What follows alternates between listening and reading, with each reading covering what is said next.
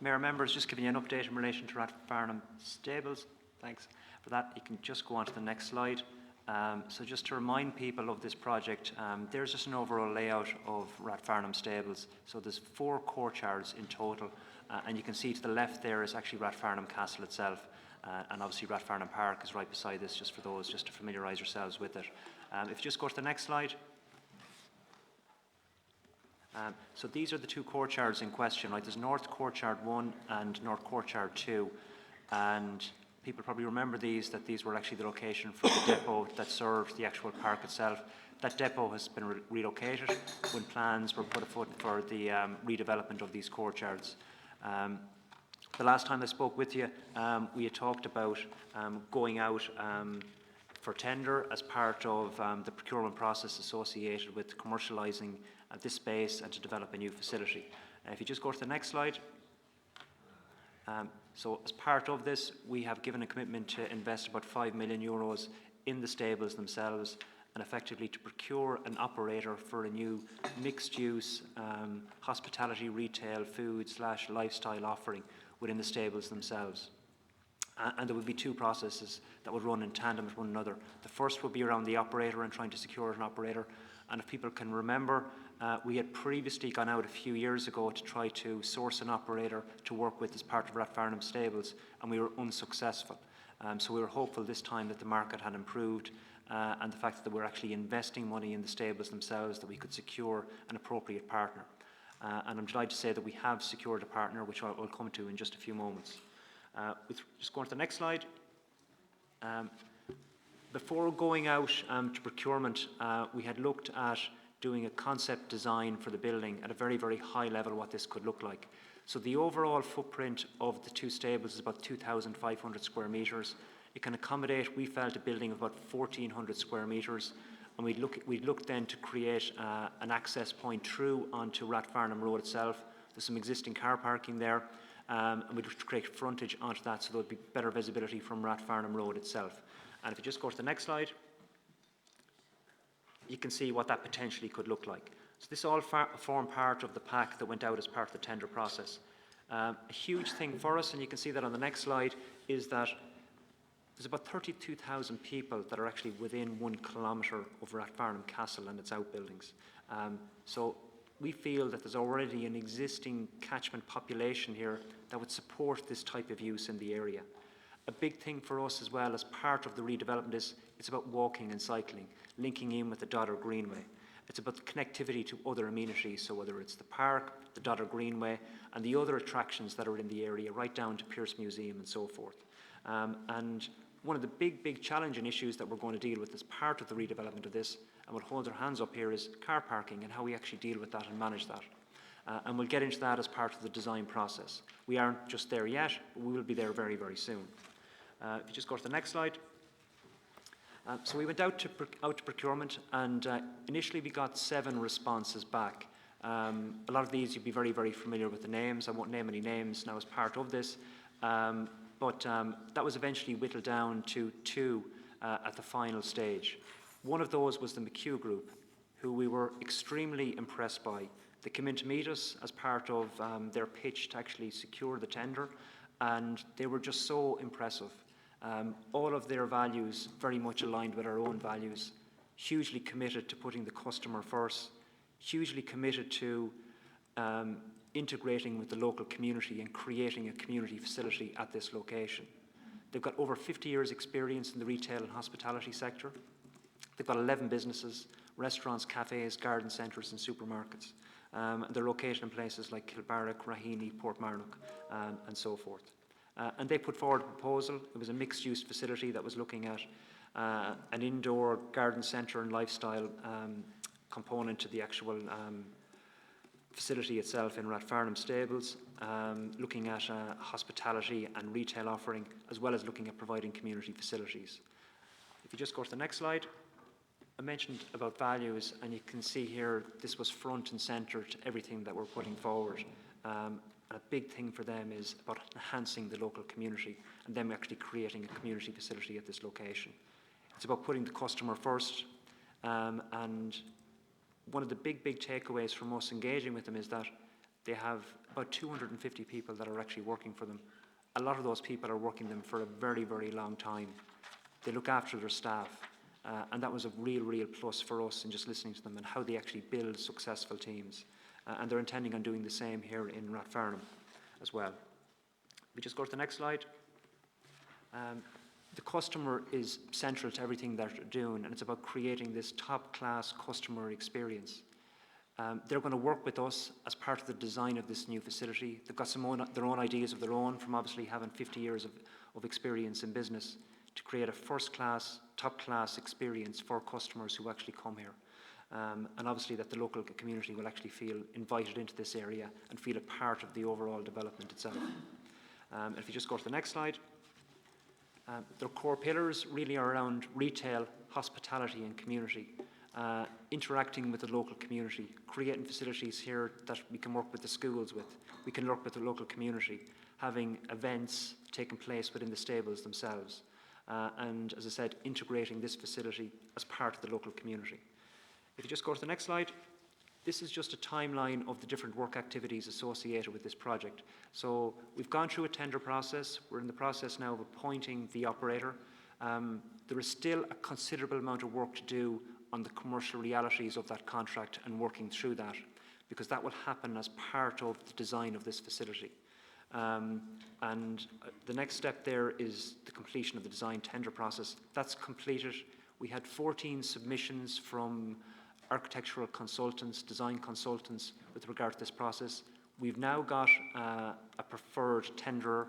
We're in the cooling off period. That design consultant will be appointed within the next 2 weeks, and then they will work with ourselves, but also with the McHugh Group to design this facility, to see what the floor area would be, see what the different types of uses are, deal with the thorny issues of things like car parking, go through a public consultation process associated with the Part 8 itself for this development, and take on board people's views. One of the things that we are going to do is that we have received a lot of correspondence from local residents in the area.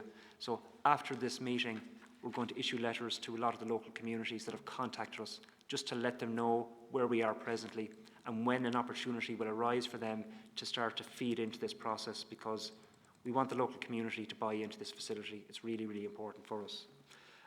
So the Part 8, we're hoping that we'll have that agreed by the end of this year, all going well. We'll start the detailed design then early in 2024, and we will be on site in either Q1 or Q2 of 2024. And we envisage a 12-month build programme for this, that this will become operational in 2025. So happy to take any questions. Thanks, Jason. Councillor Murphy. Thanks, Jason. I'm really delighted to see this project update.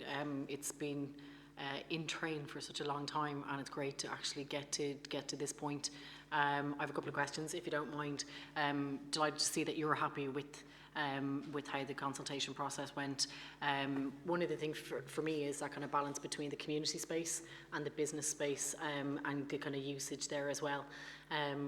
And I suppose it's going to be really important that the business space is really boisterous. For example, one of the things that I always find really a sad kind of component of St Enda's Park, and I know it's run by the OPW, is that there's a constant turnover of the the cafe tender process. Nobody seemed to held it for more than a year, and it's kind of really a sad kind of it's a sad thing for the park, because it offers so much. So getting that right and just bringing that business into Rathfarnham Castle, into the stables, is just going to be fantastic, and it'll add to the amenities that we've already got there. I would at this stage just flag the parking issue. It's always the big issue there. And we'd kind of look to see, will there be free parking? Will there be paid parking? Is that something that kind of we are looking at, and the engagement with the local residents there? Because the more people we bring to Rathfarnham Castle and into the stables, the more and more they're going to be affected. So I'm delighted that you're going to engage with them as well. Just to wish you the best of luck with the project. I know we've been talking about this for as long as I've been on the council, so I'm delighted to see that time frame is really close as well, and that it's closing in, and I wish you the best of luck with it over the next number of months. Thanks a million. Thanks, Councillor. Deputy Mayor. Thank you, Mayor. First of all, also I welcome this report. It's great to see progress being made, and I know that the last time didn't go so well, but maybe that's no bad thing because what we're seeing here now looks really positive. So I just have a couple of things to say about it. First of all, the overall viability of it, just in terms of how is this going to make money. I see a garden centre and a cafe, and I'm just wondering what are the businesses here that will generate income that will in effect be able to subsidise the other spaces that are being used as community spaces. Just in terms of then the structuring of it, I see that the council is going to provide 5 million by way of capital investment and then provide a long lease to McHugh's for that mixed use. How much oversight will the council retain into the operation of Rathfarnham stables given the amount of public funds which will have been invested in the project, and particularly if there are any, and I'm sure there won't be, but just if there's any concerns about maybe the mix of businesses going in, the type of businesses that are going in, whether or not they're able to generate sufficient income to maintain it as a vibrant centre. Will the council, will there be a provision in the lease whereby there's oversight or break clauses or just something like that, because it is a significant investment, and it's not just the money, it's just this is quite a unique area, and it's a one-off opportunity, so just would like to see that there will be an opportunity to either intervene and put the brakes on or otherwise. Just the other thing I'd like to say is that it's very close to Rathfarnham village. So, you know, when you're talking about all the historic areas that it's beside St Enda's Park, it's beside the Dodder Greenway, it's right bang beside Rathfarnham village as well. And I think a key component of this project should be to increase permeability between Rathfarnham village and Rathfarnham Castle stables. And I note that in the original plans, when McInerney's were developing Rathfarnham Gate back in the 90s, that originally, in the original planning permission, provided for a bridge across between the two to make it easy for pedestrian access. I don't know how feasible that is, but if there was some way to increase permeability, because I would like to see that this development complements rather than competes with Rathfarnham Village. It's a huge opportunity to raise the profile of the castle and the village. And I would just really like to see it done as sympathetically and as effectively as possible. Thanks very much. Thanks, Deputy Mayor. Councillor Kearns. Thank you, Mayor, and it's really impressive looking, Jason. It's a really impressive plan, and it's been spoken about for a long time now. I personally think it would be huge in terms of its location, obviously, because I mean, from all the times I remember, you know, that I brought my kids out to have a playground and a park and a restaurant and a garden, that's heaven to me. I mean, all the things fit in there. If you could open a bar on the left, that'd be fine. But everything else works fine. But just my two issues were the parking, obviously, which you have mentioned. And then the other thing was just to be careful that we don't crowd out the businesses that are in the village already. But I think, I mean, I always say, you know, you've Hunky Dory's, Pringles, Tato, you have all these different brands and they all work because they all have slightly different things to offer. So I think that's the premise that we ought to go on, that they link into each other, you know, as opposed to crowding each other out. And communication, I can't say it enough, that the residents, local residents, is going to have a huge impact, most likely on their lives, and they really need to be involved from day one. I would hate to hear back, but the council never said, or I didn't know, or I didn't hear. Whatever we're going to do every step of the way, I think we need to keep the residents informed, and I think that's vital for it to be a success. But I actually think it looks amazing. I'm really looking forward to it. Thanks, Councillor. Councillor Lynch. Thank you. I'd also like to congratulate you on a fantastic and exciting plan. I won't repeat what the other councillors said. I agree with everything that was said. I'll come at it from the climate side of things. I think it's a good opportunity to have an exemplar for maybe a very sustainable business and buildings. So I'd hope that you would look at probably having a carbon neutral building of some sort, or some sort of advanced building that can reduce energy usage, etc. And also maybe when the business is in there, maybe a part of that could be a reduction of waste, such as no single-use plastics, etc. And maybe responsibly sourced goods, and maybe really make it an exemplar for sustainable business would be ideal if it could be worked in there. Thank you. Thanks, Councillor Lynch. Councillor McManus. Yeah, thanks, Mayor, and to say well done to the Director. I think this is very, very positive for the local area. Can I ask, the plan here is that we're going to spend 5 million, we're going to be the ultimate owners of this, but we're looking to sign a long-term lease with the commercial operator. Will we have any say in terms of the hours of operation of this, or will the operator then be considering using concessions within this space? I don't know if that's been discussed yet, but it's something to consider. Or will they have final call on if they want to sub-rent it to somebody else? That could be considered just at the outset. But it's very, very positive and well done. Thanks, Councillor. It depends whether Councillor Kearns gets her late licence or not. Councillor McCrave, please. Thank you very much. Sorry, I'm hearing my own self back. Yes, I'm not going to repeat any of what the three have said here because that's just rather a waste of time. But having been in the area for 3 generations, my family, and I've lived in Rathfarnham for all my life, I find it's an absolute wonderful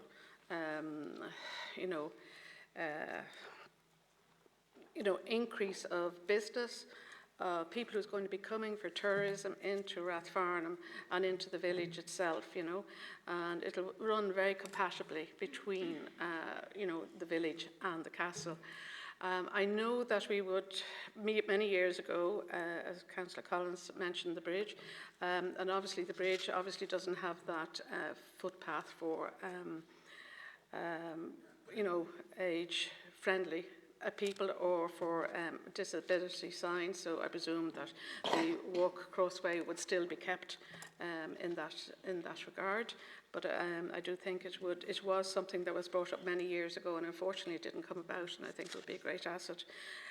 With regards to the parking, I would like to think that there would be a total review of the parking in the village and the surrounding areas before you finalise on any parking, because we do have a lot of trouble of parking in the village and in the immediate surrounding estates, that the cars are working all the way down into the estates now when we put in double yellow lines or whether we have parking meters. But I do feel an overall account should be taken on parking generally, and that looked at. And to try and appease the workers within the village, the workers are coming in, they're parking in the village, and then they're saying that they've nowhere for people who are actually coming in to purchase from them. So that's a point I just want to bring up on that. Thank you, thank you very much. Sorry, time's up, Councillor McCrave. Councillor McMahon. Yeah, I'll be quick. Very exciting project, and it's great to see it at this stage. And the best of luck with your negotiations with the operator. A couple of quick questions. I assume none of the old buildings will be touched, that they'll be all kept and not taken down or removed, or any part of them removed, and to be enhanced. Also, the length of the lease, what's the proposed length of the lease for the new operator? And is there, of that 5 million, would there be plans to improve the connection from the Dodder Greenway up to this, and especially because there's car parking down there on the Dodder Greenway as well? Thank you. Thanks, Councillor. For myself, Jason, it's great to see this making progress. Really exciting to hear that an operator is on board, and very much welcome what's been said about liaising with the community. I think it's really important. Thanks for all the really positive feedback there. It's greatly appreciated. We know this project's been around for a while, and it's now going to happen, and it's great to have an operator on board for this. Councillor Murphy, I couldn't agree more with regard to the community space and the business space and striking that balance. And thankfully, we're working with operators who are on the same page with that. And the parking issue, I might as well deal with it now. It's come up a few times. This is going to be challenging. There's no two ways about that. We have looked at this at a very, very preliminary stage, and we think directly adjacent to some reorganisation of the park itself that we probably could get about 100 to 120 car parking spaces. There's 20 car parking spaces presently at the front of the building itself, fronting onto Rathfarnham Road. But we will work as part of the design process through that to see how this will work. And the critical thing for us is that it is not going to have an adverse impact on the local community. It is not going to have an adverse impact on traffic movement within the area. and we'll be advocating and promoting cycling and walking to this facility. So if there's connections needed to other facilities in the area or across public transport or across roadways and so forth, we will look at that as part of a broader approach to this and obviously work with Mick and his team on that. With regard to the Deputy Mayor's raised some really good points about the overall viability of this and the income. So the McHugh Group will operate the entirety of this facility on our behalf. We will work with them on the mix of uses that are here, the total floor area that's provided to those uses. They will probably sign with us a 10-year lease, and I will come back to you on that with further information that once we all this bottomed out, just so as everybody is fully aware of the ins and outs of that. They need to do 10 years to make this viable, because they're going to be putting some significant money into this too. And that is fantastic news for us, because it shows that they're hugely committed to this project. And I'll talk to you again just further about that. But for them to get a return on this, they'll need at least 10 years. We're hoping that it's longer than that. We're hoping that it's 15, 20 years. And given the background of this business and what they have done in different communities in the area, there's a huge degree of comfort for us as a local authority with that. So it'll be a 10-year lease. The mix of uses will be all worked through. We'll have control. They will be a tenant of ours in this building, so we will have control with regard to any types of changes to the nature of uses and so forth. Ideally, we'll have multiple uses within the building that will be attracting different types of people to this place. And obviously then when you come there, it'll enhance the overall experience. But if there's any changes to the terms and conditions that would have been agreed with us when we do sign that lease, they will have to come back to us. And there will be a governance structure in place there, very, very similar to what we have in Round Tower Visitor Centre. I've talked about the permeability. It's something undoubtedly that we will be looking at part of this project across the overall area itself. We don't want to crowd out any other businesses in the area. We want this to be a hugely positive thing. Councillor Kearns, couldn't agree with you more in relation to communication. We'll be starting directly after this meeting, issuing some correspondence to people that have contacted us, and we'll be keeping all of you abreast of developments with this project. Councillor Lynch raised a really good point with regard to the sustainability side of things, and undoubtedly we'll take account of that, particularly as part of the design of the building. With regard to the reduction of waste and responsibly sourced goods, I think we're pushing an open door as well with the operator that we have. A big part of the criteria as part of the assessment process for the tender was this concept of ESG, environment, social governance. They ticked every box on that, and it's all around the circular economy and reducing waste and so forth. Councillor McManus, I've probably touched on a few things already. The hours of operation have to be confirmed, and this may be staged, where we initially introduced this new facility as maybe an 8:30 to 6 p.m. facility, and then we see how that goes. Then we introduce an evening facility here as well. We would like to have something here in the evening time, that there's a place for people to come, particularly during the summer months. Families can go to the park and they can avail of, fantastic hospitality facilities in the area.